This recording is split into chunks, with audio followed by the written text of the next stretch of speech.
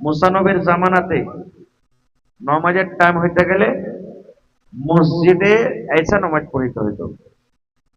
কিন্তু আল্লাহ তাবারাক ওয়া তাআলা আমাদেরকে বললেন, নবীকে বলেছেন যে নামাজের টাইম হয়ে গেছে, মসজিদ তোমার দূরে আছে, তুমি মাঠে কাজ কাম করতে গেছো, যেখানে টাইম হবে নামাজ তুমি পড়ে যাও। মুসা নবীর জামানাতে যেই জায়গাতে পেশাব লাগতো, এটা হলো ওদের জন্য আল্লাহ হুকুম দিয়েছিলেন ওই জায়গাখানটাতে কেটে ফেলতে হতো। আর আমাদের জামানাতে আল্লাহ তাআলা আমাদের নবীকে হুকুম করেছেন, পেশাব তোমার গতরে লেগে গেছে, ওকে তুমি ধুয়ে দাও। এই ঠান্ডার সময়তে একটা মশলা বলে দিই আপনাদের সামনে।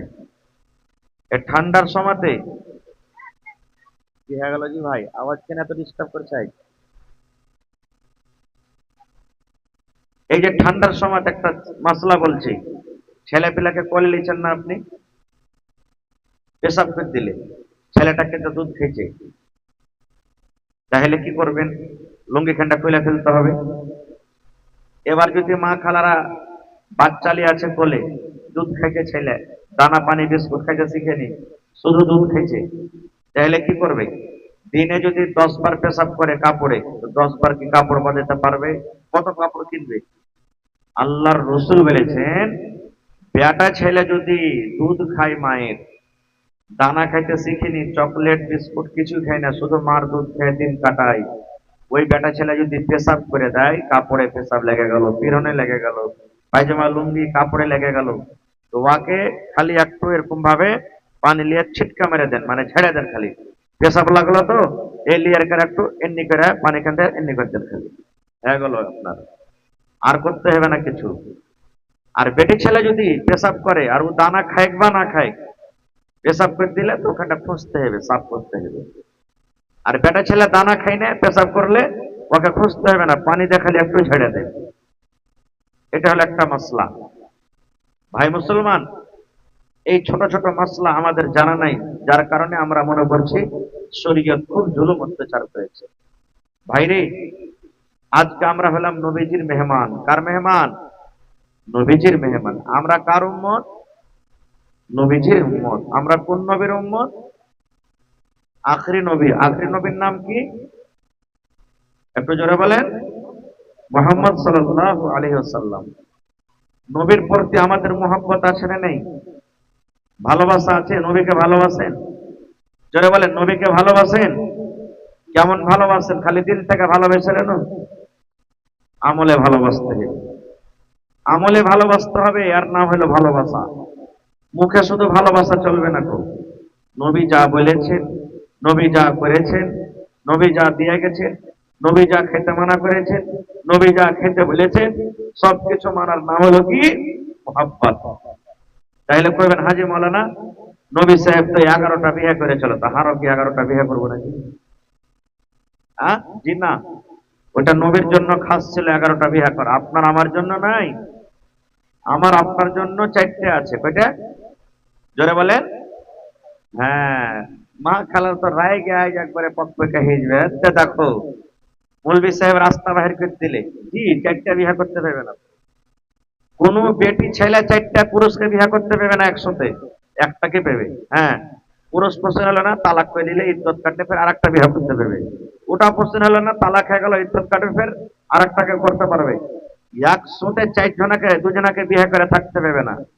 কিন্তু একটা পুরুষ 4টা বেটি ছেলেকে একটাই সাথে, একই সাথে ও বিয়ে করে নিয়ে থাকতে পারবে, কিন্তু এক ঘরে নয়, আলাদা আলাদা ঘরে। এটা বিবির একটা আলাদা ঘর, এটা বিবির একটা আলাদা ঘর, এটা বিবির একটা আলাদা ঘর, এটা বিবির একটা আলাদা ঘর। মেলায় মানুষ কয়ে যাবে 7টা বিয়ে করা যায় যাচ্ছে যে, না, এটা ভুল কথা। 7টা আপনি বিয়ে করবেন কখন? একটাকে তালাক দিবেন, ফের বিয়ে করলেন, ফের তালাক দিবেন, ফের বিয়ে করলেন, তালাক দিবেন, এরকম করে করে 7টা কেন 10টা হয়ে যায়, ওর সাথে মতলব নাই। কিন্তু একসাথে স্ত্রী করে 4জনাকে ছুটে দেবেন। ফের এটা মনে করিয়েন না যে দোষ হোক কিংবা না হোক, খালি বিয়ে করবার তালাকি দিয়ে দেবো সবকে, ভুল হয়ে যাবে, গুনাহ হবে, গুনাহ হবে। কারণ দুনিয়াতে একটা মহিলা বেটি ছেলে এমন জিনিস, সব দুঃখ সুখ সইতে পারবে, কিন্তু সতীনের জ্বালা সইবে না। পারবে? যারা বলেন পারবে, খালি বাড়িতে যে আপনি খালি কহে দেখেন যে রে মৌলানা ওয়াজ করছে যে তোরা দুটা তিনটা বিয়ে করতে পারিস, দেখা দেখাশোনা করবে না, কি কহেবে আমি কি মরে গেছি, আমি কি মরে গেছি যে তুমি আর একটা বিয়ে করবে? আর না হলে ভোর থেকে আপনার লাগে নাস্তা বন্ধ করে দিবে, যাও তুমি বিয়ে করে লাও আর খুব অসুবিধা স্মার্ট করো না সতীরে জ্বালা। আপনি মনসাহি বাজার থেকে ওকে 8 কিলো করে রসগোল্লা এসে দেন খেতে, আর যদি খালি ডাবল বিয়া করেন আর 1 কিলো করে দেন, 8 কিলো বাড়িয়ে দেন, তাও আপনার পরে সন্তুষ্ট থাকবে না, কইবে এই মরা ওকে বেশি দিচ্ছে, কইবে না, কইবে না, কইবে না। আল্লাহর করণের কথা। আহা হা, আল্লাহর নবী মা খাদিজা রাদিয়াল্লাহু তাআলা আনহাকে প্রথম বিবাহ করেছিলেন। নবীজির বয়স 25 বছরকার আর মা খাদিজার বয়স হলো 40 বছরকার। কত বছরের ফারাক থাকলো? কত বছর?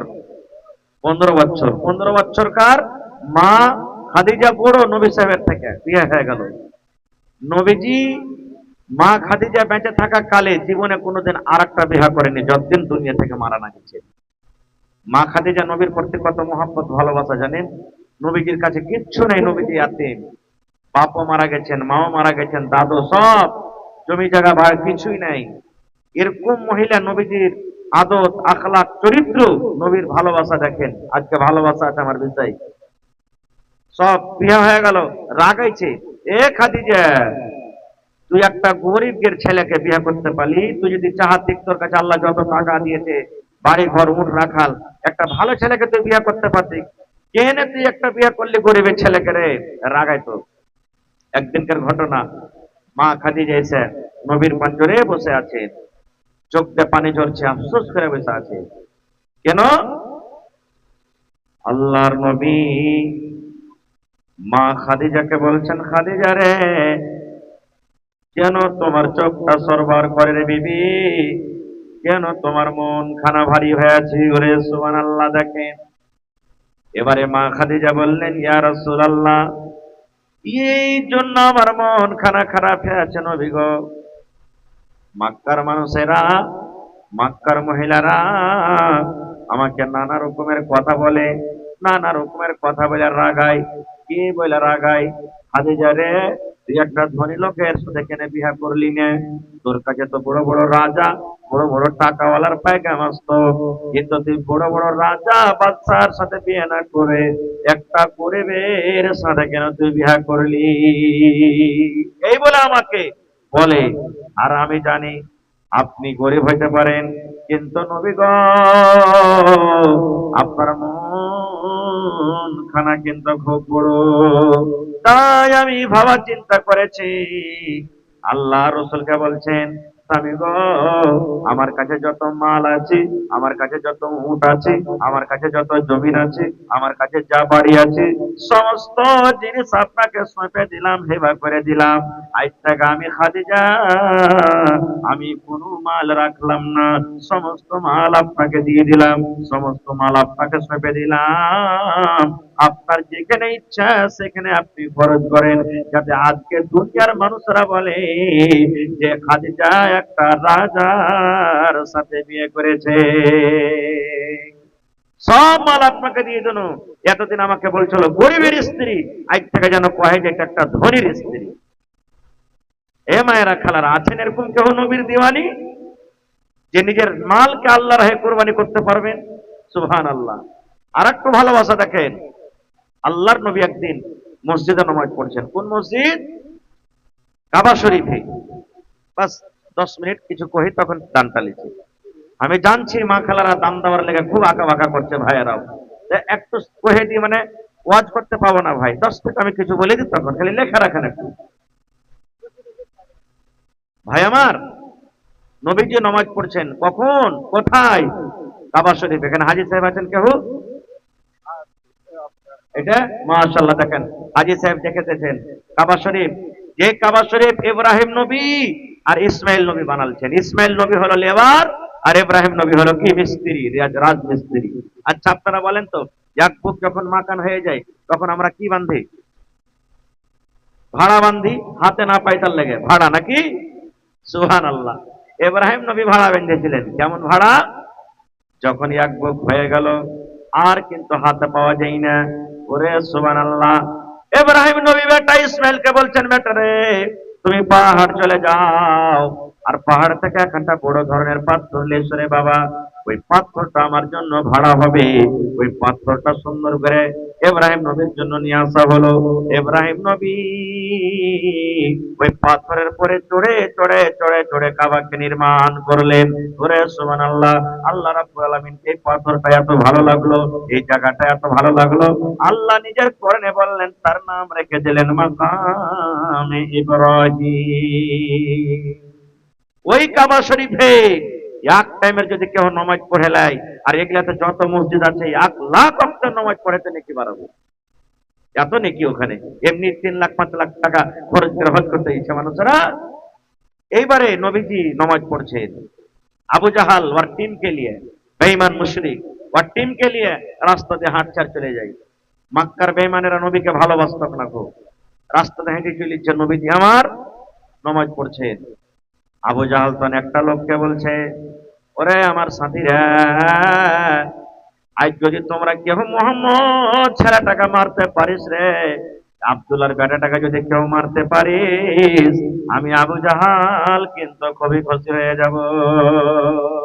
কে আছিস আজ মোহাম্মদটাকে মারবি? ওরে সুবহানাল্লাহ। নবী আমার নামাজ পড়ছেন, উকবা বিন আবি মুঈত ও বলছেন, আবু জাহাল আমি কাজটা করতে পারবো, আমি নবীকে মারতে পারবো, আমি নবীকে আজকে শেষ করে দেব। ওরে সুবহানাল্লাহ। নবী আমার নামাজ পড়ছে, ওরে আল্লাহ, উকবা বিন আবি মুঈত নবীর গলাতে এমন জোর করে ফাঁস লাগিয়ে দিয়েছে রে বন্ধু, এমন জোর করে ফাঁস লাগিয়ে দিয়েছে, গামছা দিয়ে চাদর দিয়ে। নবী আমার নামাজের হালাতে নবী আমার কিন্তু হিলা ডলা করতে পারে না। আর আবু জাহাল খিল খিল খিল খিল করে হাসছি, আজকে মোহাম্মদকে শেষ করে দিব, আজকে মোহাম্মদের জানটাকে শেষ করে দিব, থাকবে পাঁচ না বাজবে পাঁচুরি। নবী আমার গলাতে এমন জোর করে নবীর গলাতে ফাঁস দিয়ে দিয়েছি। ওরে আল্লাহ, নবীর আমার চোখ ঝরঝর ঝরঝর করে পানি ঝরতে লেগেছি, নবী আমার হিলা ডলা করতে পারে না। কে নবীকে বাঁচাবে? কেমন করে নবীর জান বাঁচবে? আল্লাহ রে আল্লাহ, কেমন করে নবীর জান বাঁচবি? সুবহানাল্লাহ। কে নবীর জান বাঁচাবি? নবীর আমার চোখ গলা লাল হয়ে গেছে, জিভটা নবীজির বের হয়ে এসেছে, নবী মনে হয় আর দুনিয়াতে বাঁচবেন না। একজন মুসলমান কিন্তু আছেন একাই আর কমজোর। আবু জাহালেরা 8-10 জন আছে। ও বলছে, আল্লাহ রে, আজকে আমি নবীকে আর বাঁচাতে পারবো না, কারণ আবু জাহালেরা 8-10 জন আছে নবীর পাঞ্জরি, আর আমি একাই আজকে নবীকে বাঁচাতে পারবো না। আজকে যদি বাঁচাতে পারেন, তাহলে আবু বকর ছাড়া নবীকে কেউ বাঁচাতে পারবে না। একবারে দৌড়াতে দৌড়াতে চলে গেলেন আবু বকরের কাছে। 8টা-9টা বেলা তখন। আবু বকর রাদিয়াল্লাহু তাআলা একটু ঘুমিয়ে আছে, শুয়ে আছে বিছানায়। কি দৌড়াতে দৌড়াতে যা বলছেন, আবু বকর, আবু বকর। বলছে, কি হয়েছে? আরে তুমি শুইতে আছো, দেখো তোমার নবীর গলাতে এমন করে ফাঁসি দিয়েছে, উকবা বিন আবি মুঈত, মনে হয় এখন শেষ হয়ে গেল, আর বাঁচবে না। বাঁচাতে চাও তো তাড়াতাড়ি করে দৌড়িয়ে যাও। ওরে সুবহানাল্লাহ। আমার আপনার মতন যদি হয়, চল রে, এই কুণ্ঠে সুলফি খান আছে নিয়ে নি, লাঠি খানটা নিয়ে নি, হাসা খান নিয়ে নি, তাও খানটা নিয়ে নি। আমার নবী বিপদে আছে, আমার নবী মুসিবতে আছে। ওরা সুবহানাল্লাহ।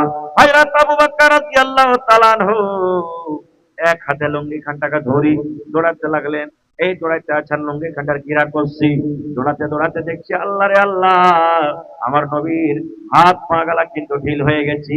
আহা নবী আমার মনে হয় বেহুশ হয়ে যাবো, যেমন জোর করে নবীর গলাতে ফাঁস লাগিয়ে দিয়েছি। নবী আমার হিলা ডলা করতে পারে না, চোখ দিয়ে ঝরঝর ঝরঝর করে পানি ঝরছি। দয়ার নবী নিঢাল হয়ে গেছেন। আবু বকর রাদিয়াল্লাহু তাআলা আনহু দূর থেকে বলছেন, আতাকুলুনা রাজুলান আইয়াকুলা রাব্বি আল্লাহ। এরে মক্কার লোকেরা, তোমরা আমার নবীকে কেন মারো রে? এই মানুষটাকে তোমরা এত কেন কষ্ট দাও রে? এই জন্য তোমরা কষ্ট দাও যে এই একটাই কথা বলে যে আমাদের রব হলেন আল্লাহ। এই কথাটার জন্য কেন তাকে মারো রে, কেন মারো? এবার আবু বকর রাদিয়াল্লাহু তাআলা আনহু বলছেন, আল্লাহ রে, আবু জাহালের দল 10 জন, আর আমি একাই, একটা করে লড়াই করতে যাই, তাহলে আমার নবী কিন্তু দুনিয়া ছেড়ে দিবেন, এত সময় আর নবী আমার বাঁচবেন না। কি করবো আল্লাহ, কি করবো? হিরো হন রে মুসলমান, এরে মির্কা গ্রামের ভাইয়েরা, মায়েরা, খালারা, হিরো হন। ইসলামের হিরো হন, একটা ডিজে সামনে রেখে একটু কোমর ঝুঁকিয়ে বড় বড় চলছে হিরো হওয়া যায় না রে।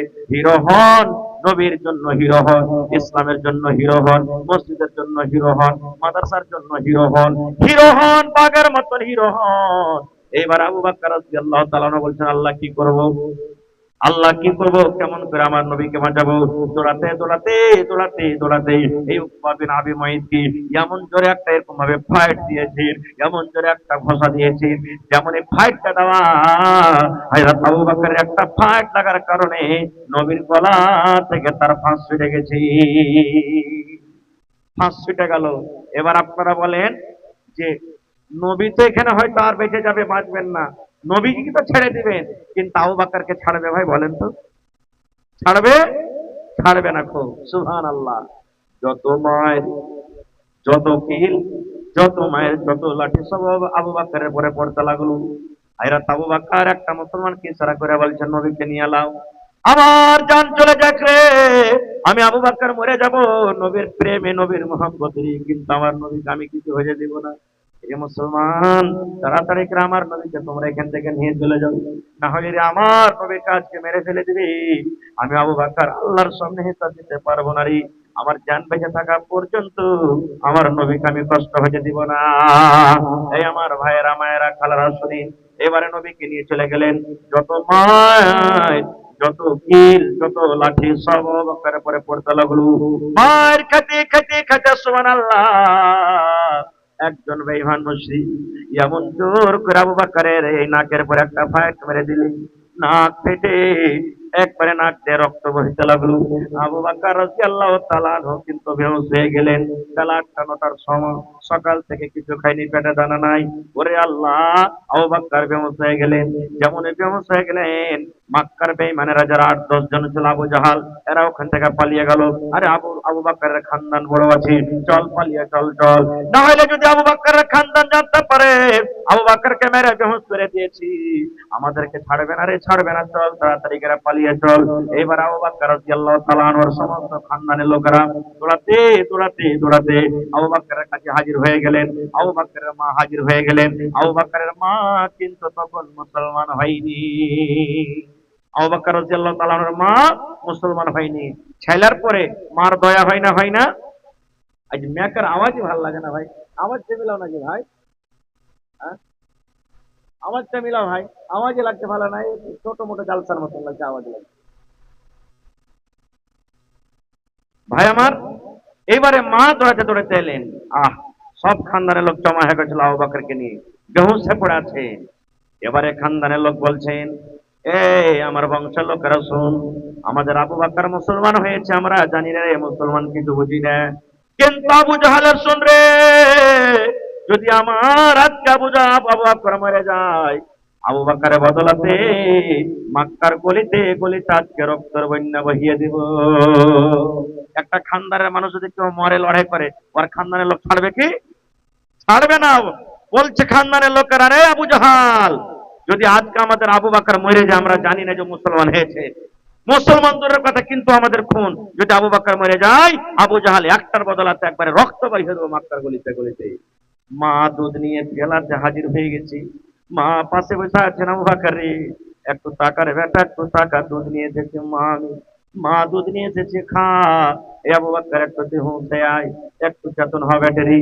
আবু বকর রাদিয়াল্লাহু তাআলা আনহু হুঁশে পড়ে আছেন, বাঁচবে কি মরবেন আল্লাহ জানি না। এই করতে করতে সুবহানাল্লাহ, বেলা 12টা হয়ে গেল, কিন্তু আবু বকরকে হুঁশ আসে না। বেলা 2টা হয়ে গেল, হুঁশ আসে না। 3টে বেজে গেল, হুঁশ আসে না। আস্তে আস্তে করে সমস্ত খানদানের লোক জমা হয়ে গেল, তালোয়ার নিয়ে নিয়ে জমা হয়ে গেল, তীর নিয়ে নিয়ে তা জমা হয়ে গেল, কেসুলটি নিয়ে জমা হয়ে গেল, লাঠি নিয়ে জমা হয়ে গেল।